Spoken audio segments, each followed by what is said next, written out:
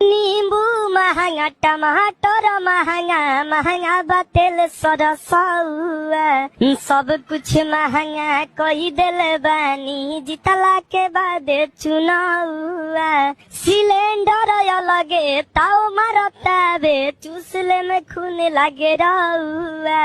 ई का कोइनी डुबाही देनिया पन नौआ। कहले रहनी गरीबी हटाइब, देश के बनाइब रउआ। खाली काव काव करत रहिला, जैसे करेला कौआ। बरतन कपड़ा किनिए न पाई, बढ़ल बा तना भौआ। रउए बताई कैसे छवाई गरीब के आंगन मरौआ। 1200 में फूल मिले, 600 में हाफ हो, कहनी की बंद बावे पौआ।